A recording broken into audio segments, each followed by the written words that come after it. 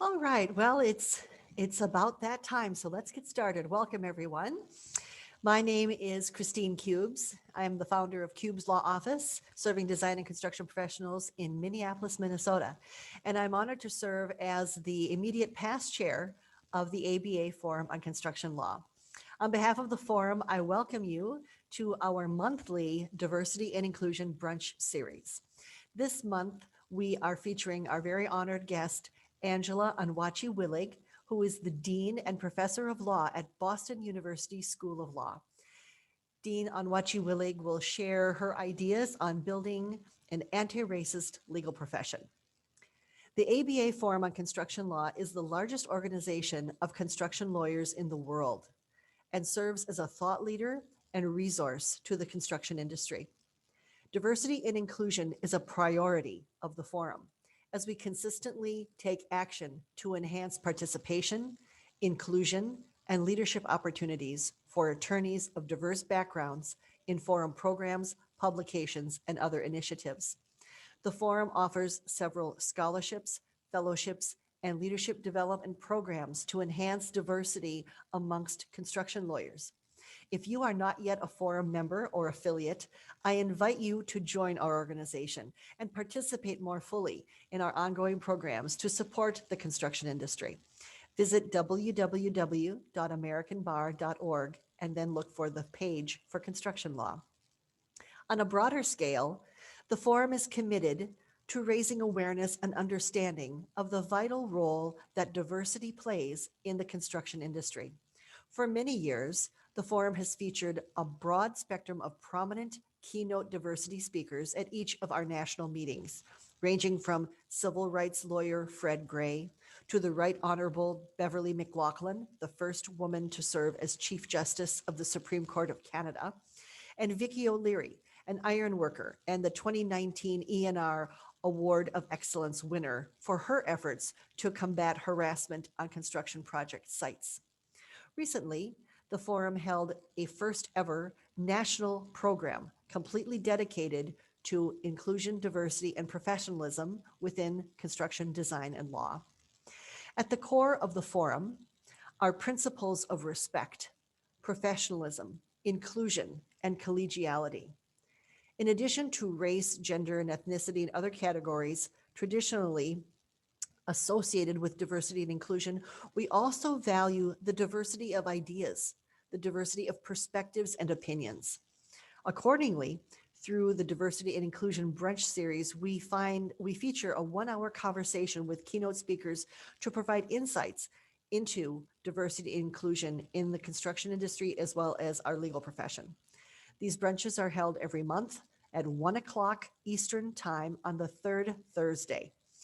These programs are free and open to all members of the forum, our friends, clients, anyone else who is interested in this conversation. We welcome all to this conversation. Pre-registration is required, so please mark your calendars and stay tuned for announcements for the next program. I would like to thank Nick Holmes, the chair of the forum's Diversity and Inclusion Committee, for his support in the development of this series and all our many volunteers on that committee. I would like to thank Tamara Harrington, LaShonda Williams, Colleen Hardison, and all of our forum staff who are invaluable in making this program a reality each month. And with that, I'm very pleased to introduce the person principally responsible for organizing today's session, our moderator, Sanjay Kurian, shareholder at Becker Polyakoff in Fort Myers, Florida. Sanjay, take it away. Thank you, Kristine. It is my pleasure to host this month's program on how to build an anti-racist legal profession. I'm proud to host Angela Onwuachi-Willig, who is the dean, as Kristine said, of the Boston University School of Law. I am a proud alum of the Boston University School of Law. I was asked if Dean Willig was the dean when I was there. She's way too young for that, and I'm way too old for that. So I did not have the pleasure of being a student while she was dean there. Dean Willig is a graduate of Grinnell College, the University of Michigan Law School, and has a PhD from Yale University.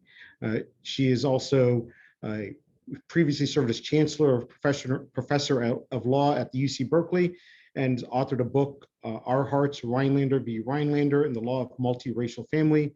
And she's written numerous articles in law journals such as Yale Law Journal, California Law Journal, Georgetown, Northwestern, and Vanderbilt Law Reviews. She's received numerous teaching awards. She was a finalist for the Iowa Supreme Court position prior to moving to California. And she's won more awards than I have done anything in my life. So with that, having said that, it's my pleasure, Dean Willig, to welcome you to this conversation today. You're on mute. The most famous line of the year, right? You're muted. Thank you so much. Thank you so much, Sanjay, and thank you very much, Kristine, for inviting me to be a part of this conversation. I'm really thrilled to be part of a really important discussion about experts in construction law, among experts in construction law. And I think it's just really meaningful because I think in order to make the field in general more diverse, it requires deliberate, strategic, everyday work. It will not happen on its own. It will happen because of the everyday efforts that people put in to recruit and retain a broader diversity of people within the field and within the profession. So I want to say that I know this to be true from my own experiences. I'm the daughter of Nigerian immigrants who was raised by a single mother in low-income neighborhoods in Houston, Texas. I'm now the first Black woman to lead a top 20 law school. But I would say I'm the exception and not the rule. And I'm the exception precisely because of mentors and sponsors whom I've had throughout my life. And we'll talk, and I don't think it's good that I'm the exception, and we'll talk about the differences between mentorship and sponsorship later. But I'll say that I became a professor because a faculty mentor suggested that I should think about an academic career. It's not something I would have thought about on my own. I wouldn't have considered myself somebody who could be a professor. And not only did this person mentor me, she sponsored me. She encouraged me to apply for a grant to do research over the summer. She vouched for me in doing so, right? I became a law dean because early in my career, long before I even applied for a deanship or ever saw myself as a possible dean, people said, oh, you should think about deaning. And they did more than that. They nominated me for positions. They continued to nominate me even as I repeatedly declined invitations to apply. And they suggested that I attend a major conference, which is about sort of becoming a law dean. And all these things happened over years' time. And finally, I began to think, oh, well, maybe I should be a law dean. But it was because of those things that I became a law dean. I'm an unusual law dean that I went straight from being a professor to becoming a dean. And I did that without being an associate dean because I had a sponsor on my faculty and throughout my career who was talking me up and promoting my work. And so this work is important because people like me don't readily see ourselves in positions that we could be in, either because we don't know about the positions or because we haven't seen someone who looks like us in that position, or we don't even know what the opportunity means. And so I think it's really important work to be done. We thought it would be a good thing for me to start the conversation with by defining a few terms. I'm talking about racism and anti-racism. And I want to begin by noting a couple of points that my colleague at BU, Boston University, Ibram Kendi, who wrote the book How to Be an Anti-Racist, has asserted. And so the first point that he makes is he says, he says that there's no neutrality in the struggle for racism. He says there's no simply being not racist, that one is either racist or anti-racist in their actions, right? The second point that, I want to highlight is that he says whether we are racist or anti-racist is defined by what we do. The word racist or anti-racist does not define who we are. And that the word racist is not a slur. I think this is really, really important because I think a lot of people can be frozen in action because they're worried about being called a racist. He says it's not a slur, it's a descriptor, and it's a descriptor of what someone is saying or doing at the time. He says that one can be racist one minute and can be anti-racist the next. That what we say about race, what we do about race in each moment determines what, not who we are. And I think that's important. Individuals can shift between racist and being anti-racist. All of us do that, which is one of the reasons why it's so important to be committed to doing this work deliberately every day, to be deliberately engaged in work to undo racism. So what does it mean, or what does it take to be an anti-racist lawyer? And part of that is simply understanding what racism is. And most people think of racism operates at both an individual level and a structural or systemic level. Racism can be conscious, and it can be, when it's at the individual level, and it can be non-conscious. Dr. Kendi defines racism as a marriage of policies, of racist policies and racist ideas that produces and normalizes racial inequalities. So he says, let's focus on the structures, let's focus on the policies, the practices, the norms that perpetuate racial inequalities or inequities. Individualized racism is racism that exists within individuals, conscious or non-conscious. And when it comes to understanding racism, most of us understand the idea of individualized attitudinal racism, what Professor Eduardo Bonilla Silva at Duke University would call Jim Crow racism. That's an overtly racist ideology that says basically the social and economic standing of people of color is a result of their alleged biological, intellectual, and moral inferiority.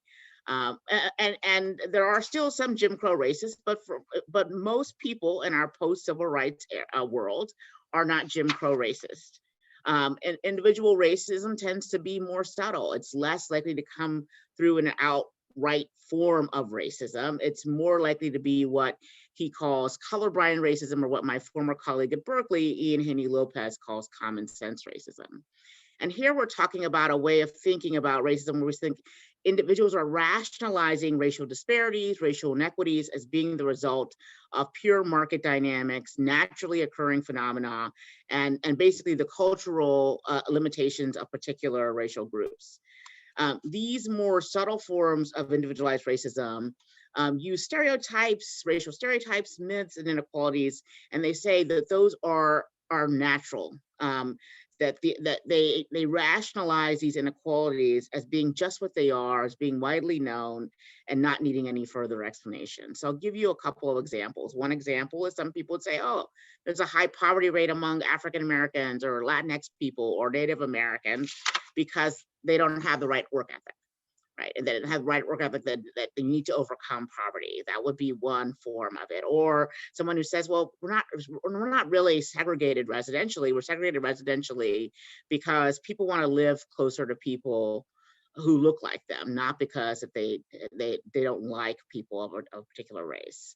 Or, I mean, it's also when people say among lawyers, we would hire more attorneys of color, we would hire more Black attorneys, for example, but there just aren't any qualified applicants out there. And so we can talk a little bit about how do we build different structures. So these forms of racism, of individualized racism, otherize more softly, right? So instead of outright racism, for example, somebody's not saying, oh, I don't believe in interracial marriage, for example, rather they're saying, well, I'm really worried about the children, right? That's a softer form of racism. And then there's also implicit bias, which is bias that we're not even aware of, right? We have all these shortcuts that our mind develops over time because it's really hard for us to have to think through every particular step. And we learn to associate particular things with other things. So implicit bias is when people have a preference or an aversion to an individual or a group of people that they're completely unaware of. Right. So for example, the Perception Institute says implicit bias occurs when people have attitudes towards, attitudes towards people or associate stereotypes with those people without their conscious knowledge. So for example, one thing that happens, a lot of people associate Blackness with criminality, and it's things that people have internalized over time by watching TV or listening to particular stereotypes. The narratives that we hear over our lifetimes make us associate particular things with particular groups of people. One way that implicit bias may manifest itself is through racial microaggressions. And racial microaggressions are defined by Dr. Gerald Wing Sue as brief, commonplace, daily verbal, behavioral, or environmental indignities. They're intentional or unintentional, but they communicate a hostile, derogatory, or negative racial slight and insult. And they have the potential for developing an unpleasant psychological impact on the target person or group.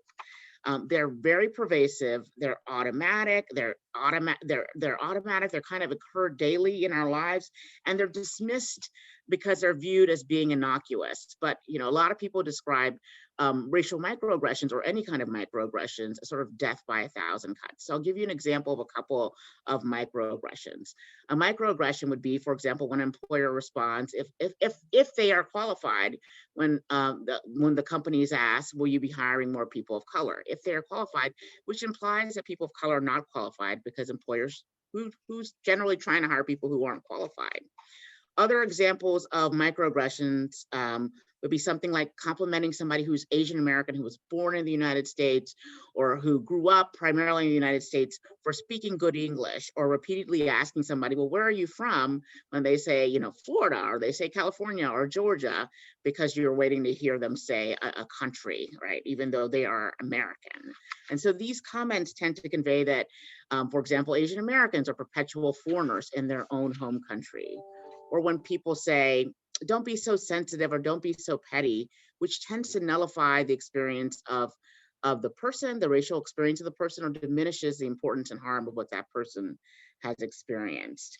The final kind of racism I want to define for you is structural racism. And structural racism is a social structure in which adopted and enacted policies, practices, cultures, and norms both produce and reinforce racial inequalities. It's literally racial bias that's built into and across our institutions, a system of policies, practices, cultural representations, norms that systemically privilege white people and that routinely disadvantage people of color. It doesn't mean that it doesn't ever disadvantage white people. It doesn't mean that it doesn't ever advantage people of color, but that systemically, it tends to do those things. And often the effects of these things are cumulative. They build up over time, given, for example, exclusion of many things that allow people to build wealth, and the inability to accumulate wealth and to transfer wealth into future generations, for example, for African Americans, is an example of the cumulative, the compounded effects that are really devastating of structural racism. And then I'll finally say the anti-racist, what does it mean to be an anti-racist or a racist? Ibram Kendi defines these things for us. He says that racist policies are any measure that produces or sustains racial inequity between racial groups. And he says that racial inequity is when two or more racial groups are not standing on approximate equal footing. He says that an anti-racist is somebody who focuses on disrupting and eliminating anti-racist policies and ideas. And a racist is someone who is supporting racist policies and racist ideas. And a racist idea is any idea that suggests that one group is inferior to another group, that argues that the inferiorities or superiorities of particular racial groups explain racial inequities in our society. So an anti-racist is somebody who's committed to deliberately engaging in an anti-racist approach to their practice, to their workplace, and their life each and every day. So I hope that gives a foundation for our discussion, and we'll move on. So no, I appreciate that. Now, I will tell you as a non-academic, let me give you my kind of view, and probably the view of many, which is sure. Just I want to practice law, and tell me how not to, tell me what I can do, because I don't want not to have African American or Latino or Latina colleagues, right? It just happens that way, right? And so I think in our a couple things in my own personal experience, I have been complimented for my English, and I guess in fairness, I did move here when I was 3, so I always joke that English was my second language because I did know another one before I came here. But from the standpoint of it's not something that would have ever happened to anybody else, kind of thing. And I just take it in stride and say, yeah, I get it, and move on. But I could certainly see having been the recipient of that, saying, it is kind of annoying. I mean, there's no reason that should ever be said, because and so on. But with regard to if you're white, whatever you are, and you say, okay, how can I be aware in the practice of construction law or any law? Okay, and how can I be aware, and what can I do, right? Because what I'm taking away a lot from what you've said, Angela, is there is a intentional conduct that has to happen, as opposed to sitting back and saying, I'm good, I'm not perpetrating Jim Crow racism, but I'm also not, affirmatively doing anything else. So sitting back isn't an option. So what do we do? So I mean, there are a number of things, and there's so many things to do. And I would say that, and I think that I understand absolutely that kind of response. I think part of it is the first thing is to really sort of educate oneself. And I think, and there are a variety of ways to do that, through reading things, through looking at films. But I think that it's one of those things is accepting that racism is really everywhere. That if you look at most of our institutions, if you look around us, it's really everywhere, right? It would be really hard to grow up in the United States and not internalize some of these really negative racial stereotypes, or even some positive stereotypes that can sometimes have negative impacts on groups. So is that you haven't escaped it simply by not being a Jim Crow racist, that you might be involuntarily or silently participating in perpetuating racism. And I think that's a really, really important step, is what I would say. And I think what goes along with that is really trying to make oneself conscious. I think that if you grow up in the United States and you're white, one of the things that people, if you ever think of yourself as somebody who's raceless, for example, and you think of like race as something that other people have, that people of color have, that in itself, right, that tells you something, right? That means that probably what you're doing is you're thinking of yourself and your own experiences as being the norm, as being normative, and then trying to apply that to other people, which is excluding what their experience is, which is really quite different. And that general view, which happens all over the United States, it's all embedded throughout the law, it's embedded throughout so many things, is something that can systemically disadvantage people of color. And so you can't just sit back, it has to be active. It has to be active reflection, active questioning, active learning, active thinking about what does it feel like to be a person of color in my workspace? What does it feel like to be a person of color in the legal profession? And taking actual steps to help people advance forward. So if you want me to go on, I could talk about hiring, I could talk about other things. I don't know if you wanted to. Sure. So let me kind of break this down into a few different areas. So, and I think the hiring, I think we can get to in a second, because I think that there's a million things on that. But let's say one of the things I do want to talk about is, you mentioned in your opening, mentorship and sponsorship. Okay. And the one thing the term you didn't use, but I think in our prior discussion in prepping, you did use is kind of a pipeline. Okay. So I think the pipeline kind of goes to, how we get people into the practice of law, into the practice of construction law. Okay. And so let's maybe start there. Let's start with the pipeline and say, okay, how do we build a pipeline into, for the construction lawyers here, or lawyers general, how do we build a pipeline to our practice group? As I told you when I prepped, I think you asked a very good question. Sanjay, did you have a background in construction? Don't you need one to practice construction law? And I probably have the most sciencey background of anybody I know, which is I have a math degree. But there's a lot of philosophy, English, and other majors who, have no technical skills, but are practicing construction law. And, it's not something that you would know, except for, well, you got pulled into it and so on. And I thought, and candidly, the question had never occurred to me, because I just assumed everybody knew you didn't have to know anything about construction law. So, in that discussion, what did you find? I thought you had said you were surprised by that. Why would you, I didn't get that. I didn't get it then, I get it now though. Yeah, I think that your story is really a fantastic story. I think number one, I think many people may not even know about construction law as an option, right?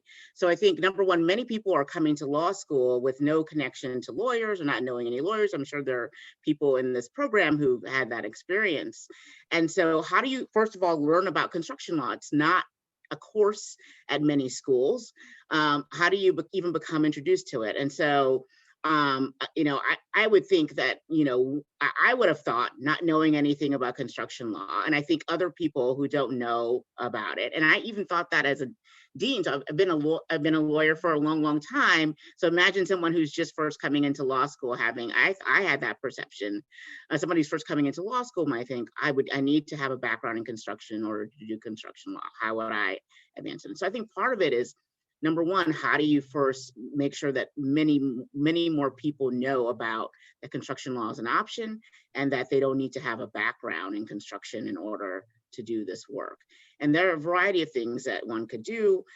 Certainly, if you want, speaking to pre-college, right, to pre-law people in college, right, before they go to law school, people who are in pre-law societies, talking to pre-law advisors, making sure that people know that this is a field to think about. I think that there are other kinds of things that one could do. Another thing one could do is CLE programs, right? So part of it is, again, if it's lack of knowledge, is how do you work with law schools that are local or near you and work with them to maybe even get affinity group members. We're going to give people a scholarship to come to a CLE program, which tells people something about the basics of construction law. There are a number of things that you're doing by that. Number one, you're not only telling people more about construction law and getting them interested in it, but you're also communicating that this is a field and this is a group or this is a firm that really cares about diversity. And so when people of color are thinking about places to work, and often I talk to students, they're thinking about places where they're going to be comfortable. They're thinking about working at places that have that value diversity, equity, inclusion, and belonging, right? People want to go to a workplace where they're going to be less likely to feel like an outsider. And I think that the more that you can signal this is a field that really welcomes people is really, really important. I think that here's another thing is it requires time. But we were talking about how there's so few courses. Like, we don't have a construction law course here at BU, but if you have time and interest in teaching a course as a part-time faculty member, or a part-time faculty member, adjunct professor, teaching that course, and then not just teaching the course, but also making sure you talk to the dean or the associate dean for student affairs, the registrar, to say, we really want students of color or students, LGBTQ plus identified students, whatever type of diversity you're seeking, to really and take this course, and we encourage people to take this course. So I think that they're thinking creatively about what do you think are the obstacles, first of all, to having a more diverse field, and then how do you really go at those particular obstacles. And I remember you said that you were introduced to construction law as a young associate, right? And it wasn't something that you knew about. And I think that the knowledge thing is a big thing, and think so making people more aware of the practice area. Right. I mean, just kind of segueing there, my own experience is, I think you had said yours was not the general experience growing up as a child of Nigerian immigrants. So as a child of Indian immigrants, I didn't know anybody that practiced law. So when I went to law school, I did not know anybody that had gone to law school, was a lawyer or anything. I was just doing it. And then when I graduated and started practicing, ultimately I ended up at Becker, and I worked in litigation, and there were two partners, one in construction and one in litigation.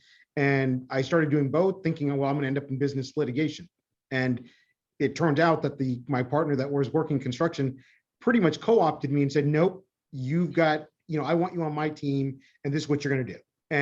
But what that did require, once I was in the door, okay, and I think we get people in the door, and then we let them languish in kind of no man's land, where nobody takes kind of responsibility for the associate or maybe a lateral, and say, okay, no, this is where you need to be because this fits what your skill set is. Or if you don't know that they fit, at least give them the opportunities to say, here are some of these types of cases, what do you think?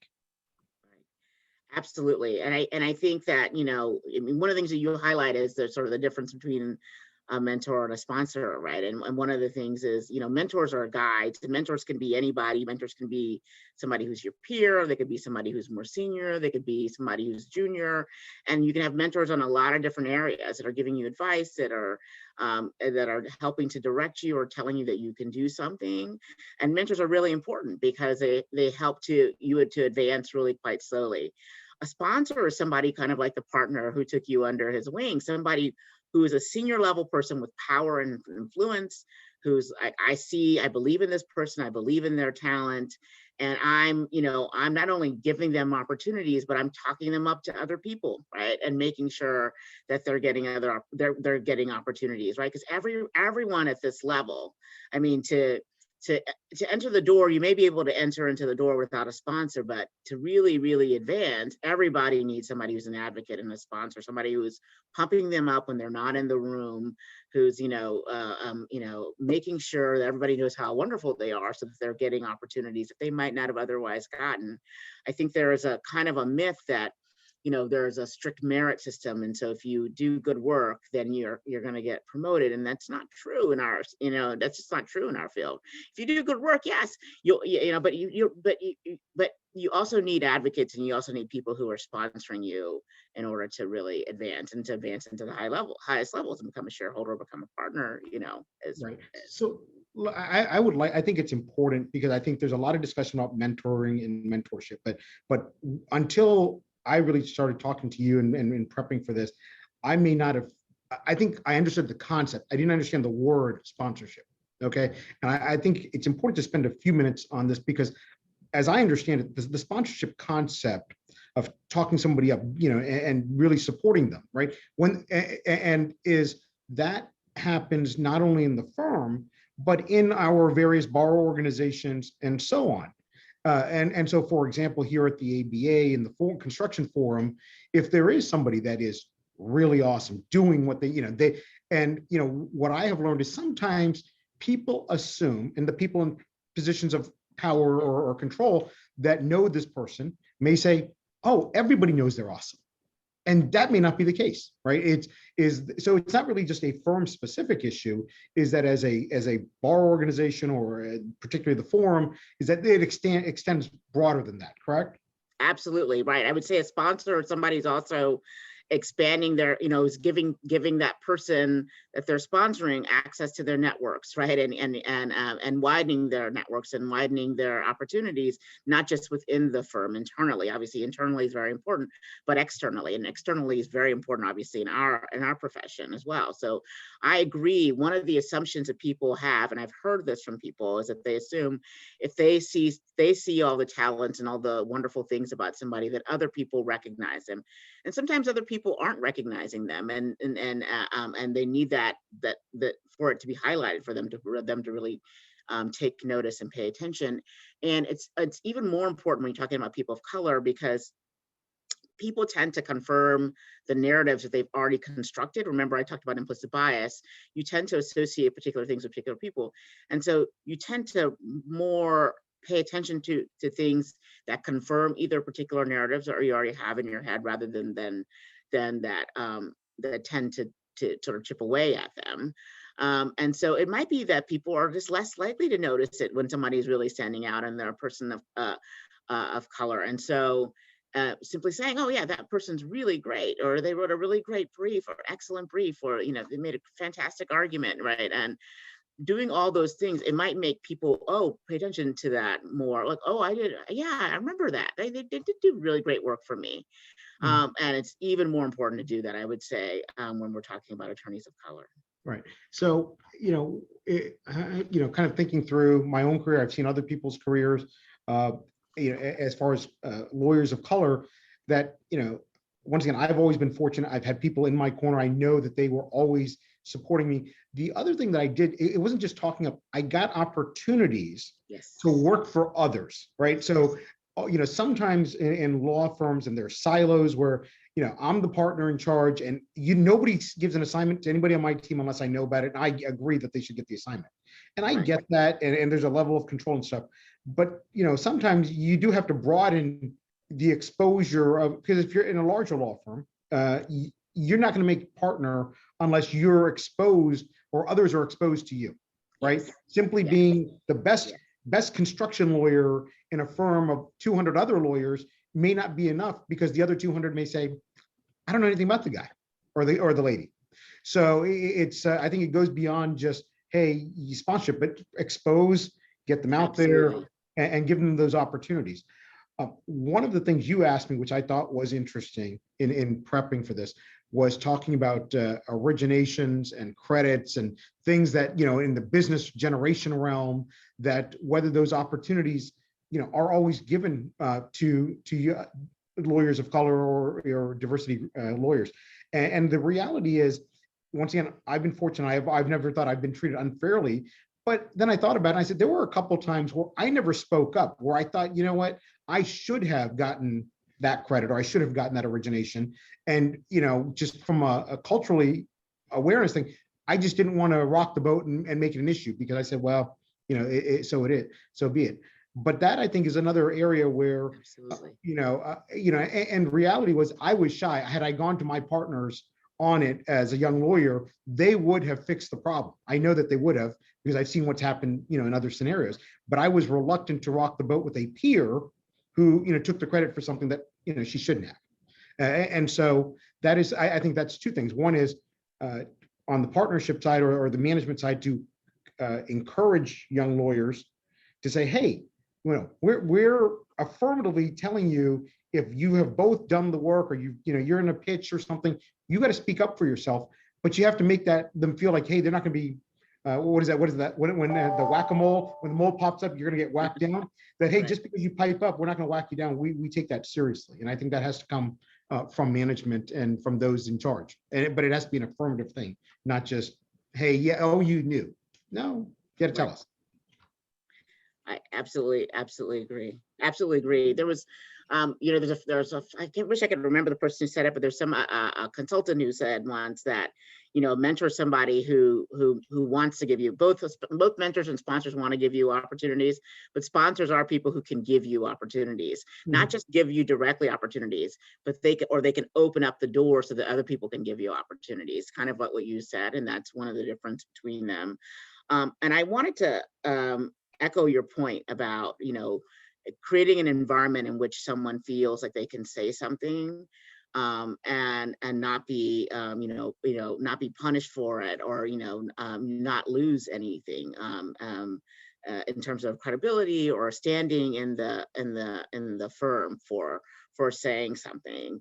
And I think that this is all the more important, because I think already when you're somebody who is a traditional outsider, in our society, you don't want to stand out anymore or be othered anymore. And so you're less likely to want to rock the boat or say something if you think that might make you stand out in a potentially negative way anymore, right? And so I think that it's really, really important. Climate, environment is really, really important, and not to assume that simply because you might feel free saying something, that others in the firm feel that same way. Right. Now, so that's sponsorship. I want to switch back for a second to or a little longer on mentoring. So I have been part of several mentoring programs that I thought, boy, this is rigid, it's formal, and they didn't go anywhere. It was well-intentioned. And I think everybody that's probably on this Zoom and listens to it will say, yeah, we've all been under the whether it was the firm push mentoring program or whatever, it just didn't work. And then, but I have a lot of informal mentoring, in the firm, outside the firm, and so on. But one of the things that you did raise as we were discussing is the informal mentoring leads to potential gaps or cracks that people can, fall through, where it's not quite as intentional. Why don't you talk about that? Like, how can we get a more effective mentoring type situation? Yeah. So, I mean, I think number one, I'll say a couple of things. Number one, I think that a lot of people will say, well, we should just let mentoring happen organically, naturally. And the fact of the matter is, we just know from lots and lots of research that people like to mentor people who remind them of themselves, or they see themselves in that person. And if you're somebody who's a person of color, it just turns out people are less likely to see themselves in you. And one of the reasons we know from studies, lots of studies, including the ABA has done, that people of color either leave a firm or leave the profession or don't succeed is because of lack of mentors. And so if you say we're going to let this happen organically, we know as a matter of fact that people are less likely to mentor attorneys of color. And so in many ways, right, it takes really conscious effort to think about, I'm going to mentor this person. I think this is important, and I'm going to reach out and I'm going to mentor this person. And I'll talk a little bit about mentoring in a second. I think formal programs are important. I think you want informal mentoring, but you also want formal mentoring programs. And Here's why. I think because they communicate a number of things. They communicate that mentoring is something that the firm values, and that it's the work of everyone to ensure that junior attorneys are nurtured. I think it's also important, if you have a mentoring program, that you really give mentors particular specific direction on how to be a mentor, right? So you have to meet with this person however many times a year, at least however many times a year, and then maybe things that you, particular pieces of advice that you think that should be given, or things of that nature. Because I think a lot of things, or else you end up with unevenness in mentoring. And I think a lot of people, like most of us, don't get a class in mentoring. We don't know precisely what to do or how to be helpful. And I think a lot of people without that direction, may think, well, gosh, I've got this. We're all so busy, particularly lawyers are so busy, that it's easy for people to just sort of say, I'm not going to engage in any more of that work. But lawyers are really good at following rules and really good at wanting to meet goals. And so if you give people goals that they need to meet, they will do that work. And I mean, I think one of the goals could be to really try to get to know the person and really try to get to know, what are the obstacles they face? What's their experience like? Because when you give, this is really important about mentoring. A lot of people, when they mentor, what they do is they tell a mentee, do this like I did, right? And it's really easy for us to say, follow my footsteps, do what I did, and it's going to work out for you. But we're all really different people. We all have different personalities. We all have different backgrounds, different experiences. And a really great mentor helps somebody, or a really good sponsor helps somebody be the best lawyer that they are, with their own personalities, their style, their background, all of those things. And so sometimes if you're telling somebody to do something like I did, it might be that people can't engage in that kind. It might be that they can't do what you did, right? Because you're unaware of some of the challenges they face, right? So how do I explain this?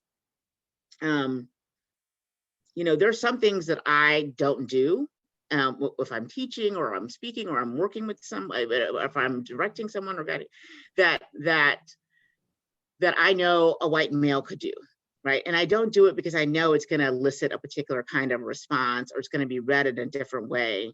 And so if you assume that somebody can do what you did, sometimes you're giving them bad advice that's actually going to backfire. And so it's also important to mentor in a way that acknowledges that people might have different obstacles, right? And in part because of how people may respond to them based on their background.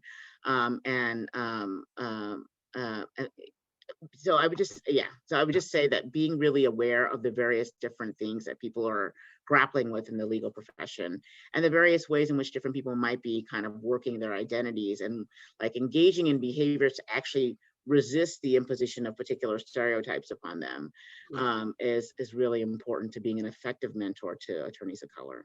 So I think in what you said, I think it's also important for mentors to be receptive that what you said, something that works for them may not work for the mentee.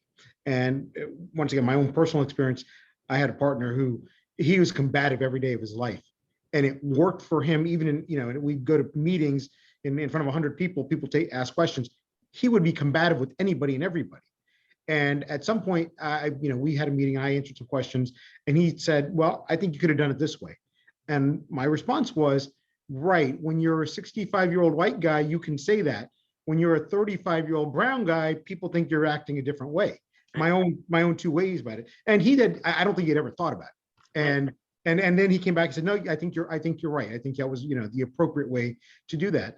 I've gotten some other advice, and I think most people that try cases, for example, litigators, kind of understand this, which is, I can't try a case like others can try a case, right? We all have our own voice inside that courtroom, and that needs to carry over, I think, in the practice of law. It's not just in the courtroom, in how we interact, how we deal with things. We all have our own way of doing it, style. The end result is important, but I can't do it.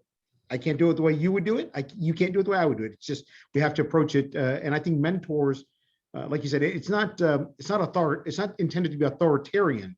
And that may be, part of the disconnect in mentoring relationships is, this is supposed to be kind of a two-way street where you have to hear what the mentee is saying and say, okay, this is what they said, and this is, what we can do.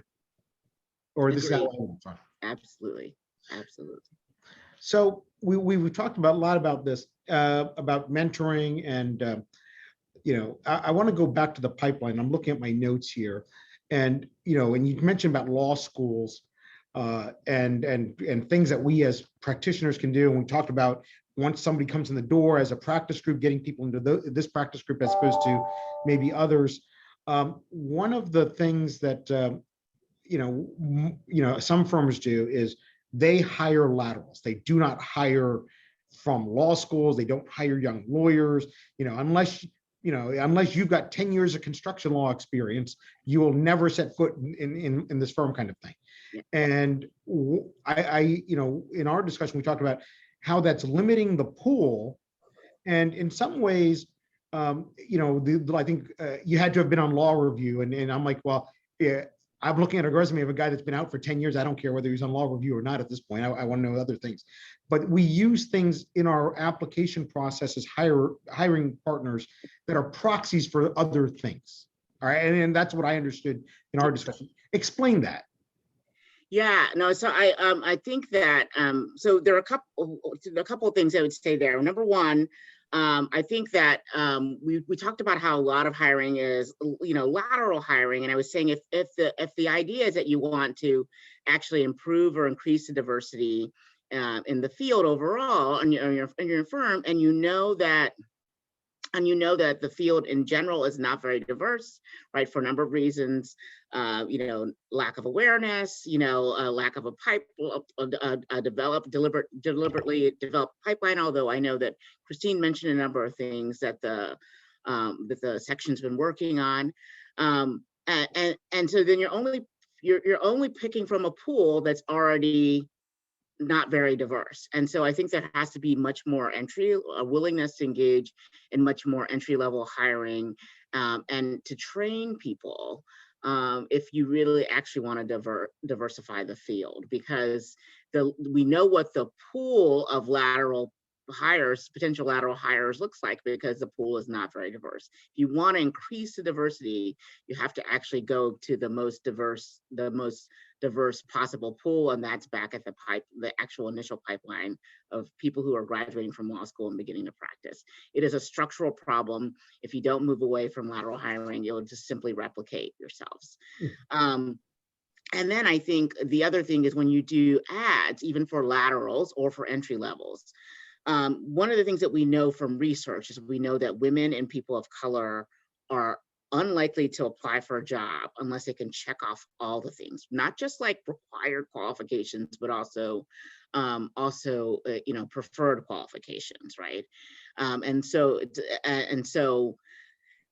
we know that white men are, more are willing to apply, even if they can't check off even all the required qualifications. And so when you create an ad and you're putting down what are your qualifications, when you put down what are required and what are preferred qualifications, make sure that that's what you're really looking for, right? Because you know that some people will take themselves out of the running if they can't check off that box. The other thing is that instead of using like law review as a proxy for whether somebody can write, like put down the actual skill that you're looking for, not the proxy.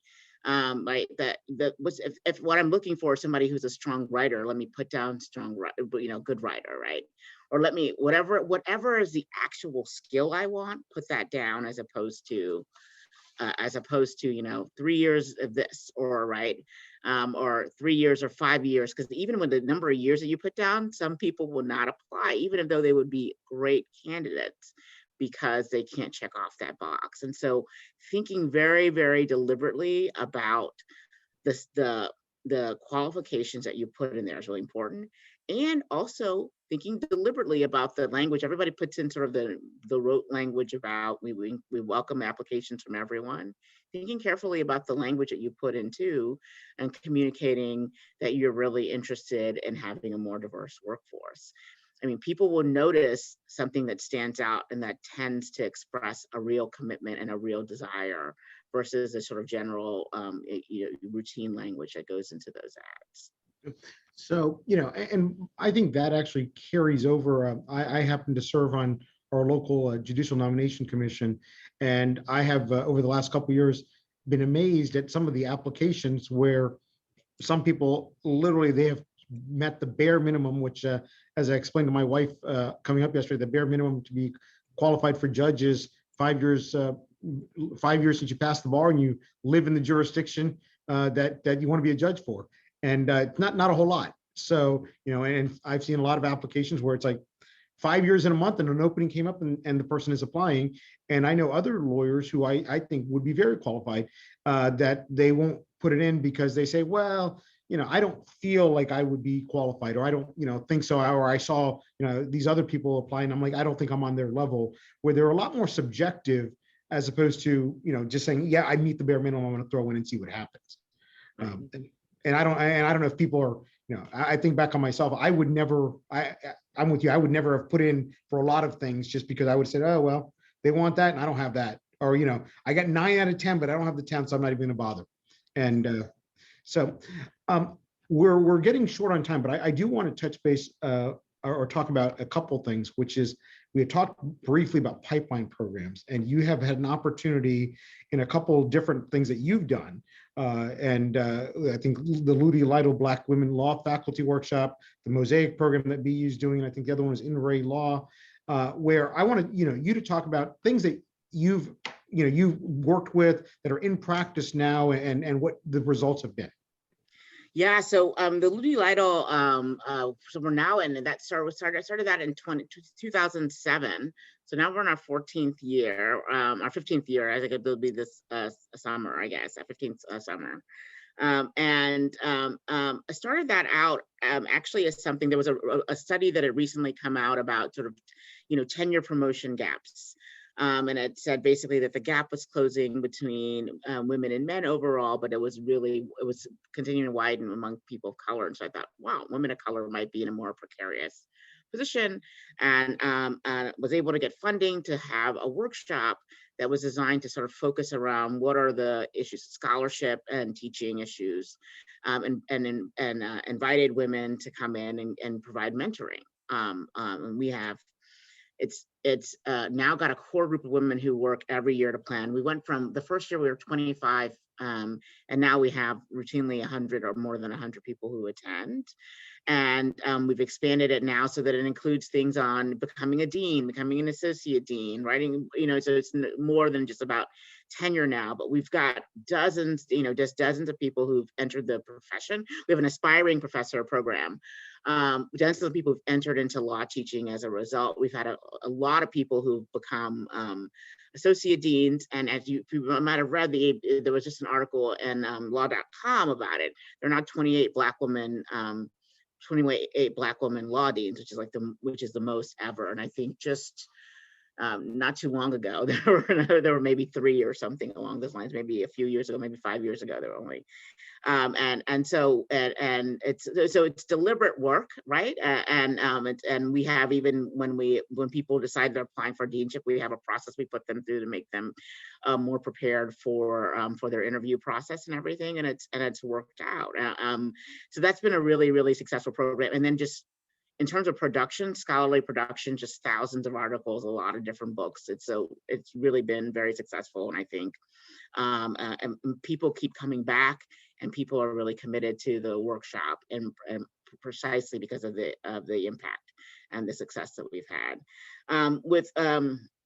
With the Mosaic program, we've had a lot of success, and we've been trying to increase the pipeline here, right? And the pipeline into law firms. And we partnered with, we submitted a proposal to several of the managing partners of law firms. There's 20, the managing partners of the 25 largest law firms here in Boston meet regularly. So submit a proposal to them, about helping us work with them to create a pipeline, because they've always said to us, they want more students to be considered, more students of color in particular to be considered. So we partnered with them. We submitted a proposal, a cost sharing thing, so that we could increase the number, we could provide stipends. We provide stipends to any student who has a need. We were able to provide a $300, $400 stipend to try to lessen the cost for them to come visit and see the school, because a lot of people come here, they love our community, they love it, and they choose it. But we were finding that a lot of students of color weren't able to come. for, people didn't have the resources. Resource was largely an issue. And so we wanted to be able to increase the stipend. And that's what we proposed to the firms. And so for that particular program, for the Mosaic program, we're able to offer a little bit more money. And so more people have been able to come visit the school. And also when they come visit, they go to an event at the law firm, with the law firm showing up, which also exhibits, the interest, which demonstrates the interest that firms have in becoming more diverse here, which makes us more attractive. And that's been very successful as well. We used to be around 25%, well, at least before I started, around 25% students of color. And now we're, around 34%. And this year, I think we're closer to 37, 38% for this year's next upcoming class. And it's probably like 12 to 13% Asian American students, around the similar percentage of Latinx students. And then anywhere from, depending on the year, it might be a little bit more than, and for African American students, somewhere between 8 and 10%, Right. smaller. And then we don't have any current Native American students at all. It's something we need to work on. We haven't. But I do want to just touch just one thing on that, which is, as a proud alum, and I know U.S. News and World Rankings, not everything, but it is a top 20 law school. And to have, because it's always, well, as you said before, we can't find, enough people that are qualified, right? And you're a top 20 law school, and those are the percentages which are a lot higher than other competitive institutions, right? But it's taken a lot of affirmative work on your part and the school's part to get that. Absolutely. We definitely, in terms of outreach, getting people to apply, going to different schools, and our students, we collaborate with our students, sometimes our best ambassadors in terms of encouraging people to apply. And then once they're in, encouraging them to come here. Yeah, so absolutely. Those things, and it matters. And I think it does matter, and people say it when they look at the things that we're doing at the law school in terms of the environment and deciding that they want to come to BU. So okay. I would say that. And we have an In Real Law, which is a mentoring program, which we collaborated with alumni of color who wanted to do that. We said, oh, well, we want to offer some advice to students about law school and the legal profession that we wish we knew when we were students. And so it's open to students of color, first generation college graduates, and first generation law school students as well, to come to this program. And what they do is they recruit attorneys. We have 4 programs in year 2 here, 2 at BU. And they recruit attorneys who are interested in mentoring first generation students and students of color. And we have a particular topic. And it's one-on-one or small group mentoring in there. And there's a lot of people who want to participate from the community. And it's one of our most popular programs. We're pretty happy if we get an 8. We always survey students on rating our programs. We're pretty happy if we get an 8 on our programs. And this one is like in the 9s, or when our students rate it. And in fact, it's been so popular, it's done so well that the firms are, in the second year we did it, said, hey, we want to fund it. And so we funded it, and we've also invited BC and Northeastern to join us, right? And we invited their students to participate as well, because part of also building our community here is to have students see, hey, this community could be larger. When I become a practicing attorney in Boston, and we have Boston's reputation on race to battle with. When I become an attorney in Boston, here's a larger community of people that I might have. And I was going to say, Dean Willig, I think we're almost out of time. So if you want to just give it a couple words just to wrap up. I think Kristine's ready to close this out, but it's been a great conversation from my end. I appreciate it, but I'll let you go ahead and close up. I want to say just thank you very much for the conversation. I think I want to congratulate you on a fantastic program. You're fantastic. You're an amazing moderator. I felt like I learned a lot from you just in watching you moderate. And I want to say thank you to everybody who came to this program. This is really, really important work, and I'm really delighted that you stayed and listened to the conversation, and you're interested in engaging in this really important, everyday, conscious work that has to be done if we want to make our profession more equitable. Wow. That was wonderful. Thank you so much, Dean Onwuachi-Willig and Sanjay, both of you, for all of your work in preparing today's remarks. Um, I've been, obviously on mute and without my video on, but I've been nodding my head the whole time you've been talking, connecting on so many levels. And you've given us so much to think about, really educating us on the racism side. But a couple things that I just took away from it, we have to start with ourselves. We have to start with self-awareness, understanding ourselves, even the darker parts of ourselves, so we can understand what's making us tick, and we can correct and be better citizens in the legal profession, in the world. And also, how we've said this throughout, like, the last couple of years while I've been working as a leader in the forum, that really inclusion starts one person, one moment, one relationship at a time, and it does. And that intentionality is so important. And so I appreciate all of your words about that, and I appreciate everyone who's on the call to participate. So thank you very much to everyone for joining us today. And please mark your calendars for our next event, which is June 17th at 1 p.m. Eastern, where we'll be discussing taking the next steps, overcoming implicit bias to improve diversity and inclusion in law firms and law departments. That day, we'll be joining leaders from some of our signature construction law practices as they discuss the status of diversity and inclusion in their respective firms and departments, and how they're exploring implicit bias studies as a tool to improve on achieving further diversity and inclusion success. Barbara Werther, one of our forum leaders, will moderate the panel with Lori Baggett, Alan Estes, and Michelle Lipkowitz, who will discuss their experiences as diverse lawyers in their own organizations, how their journeys led to positions of leadership, and how they are taking steps to assure that many others can join their firms and departments and succeed in an increasingly diverse and inclusive environment. So one person, one relationship, one day at a time. We'll look forward to all of you joining us next month. And until then, we'll say thank you so much to our panel today. Thank you so much for our attendees, and we'll see you next time. Thank you.